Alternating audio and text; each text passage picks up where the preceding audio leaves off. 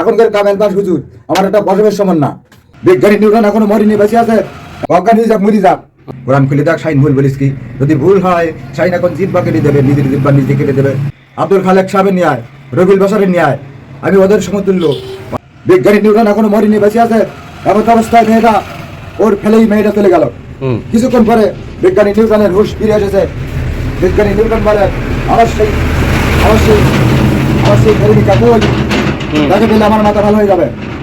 অবশ্যই প্রেমিকা কই, প্রেমিকা আছে ওখানে? প্রেমিকা কি ওখানে আছে? ওখানে নেই, চলে গেছে তো। চলে গেছে না? হ্যাঁ, চলে গেল কেন? ওই ভালোভাবে তা চলে গেল কেন?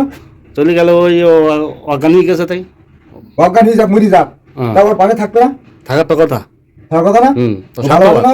স্বার্থপর ও তাহলে মানুষ না। ও তাহলে কি জানোয়ার না? হ্যাঁ হ্যাঁ, আল্লাহ পাক ওর সামনে কোরআনের আয়াত দিয়ে আমি এখন ব্যাখ্যা দেব। আল্লাহ পাক বলছেন ওই মহিলাটা হলো লবণহীন তরকারির মতো। লবণ তরকারি দিয়ে সব দেওয়া হয়েছে, লবণ দেওয়া হয়নি, ও তরকারি খাওয়া যাবে না। লবণহীন তরকারির মতো মূল্য ওই মহিলার। যে মহিলা নিউটনকে ফেলে চলে গেল, তার দেখলো না শেষ পর্যন্ত। তাহলে ও কি মানুষ না জানোয়ার? ও জানোয়ার। ও জানোয়ার। আল্লাহ পাক আরো বলতেছে সূরা কাফ, এই সূরা বাকারার ভিতরে আল্লাহ বলতে বালহুম আদাল, ও একটা গরু। শুধু গরু বলে আল্লাহ খ্যাত হয় না, আল্লাহর তৃপ্তি হচ্ছে না। আল্লাহ আরো বলতেছে উলাইকা কাল আনাম, ও চতুষ্পদ জন্তুর চাইতে আরো নিকৃষ্ট স্বভাবের জাত। বলো ঠিক কিনা? ঠিক।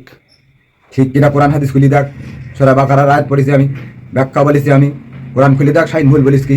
যদি ভুল হয় শাইন এখন জিব্বা কেটে দেবে, নিজের জিব্বা নিজে কেটে দেবে। দেখ কোরআন হাদিস খুলি দেখ, দেখ পর কত মাপ।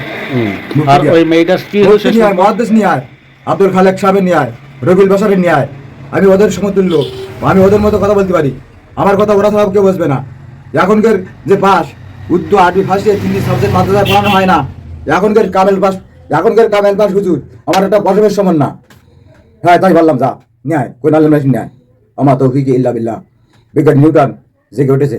বিজ্ঞানী নিউটন বলছে আমি আর জীবনে বিয়ে করবো না। বিজ্ঞানী নিউটন সেই থেকে আর জীবনে বিয়ে করিনি। আমার ওস্তাদ বলেছিল, হ্যাঁ সত্যি কথা শাইন, আমি ওস্তাদের কাছে বলেছিলাম, ওস্তাদ কেন বিজ্ঞানী নিউটন বিয়ে করিনি? কিছু কারণ হলো এই, কি কারণ সময় বলেছি আর বলবো। পরে হুশি পাইনি, তো বলিস কি আমি আর জীবনে বিয়ে করবো না, আর করিনি।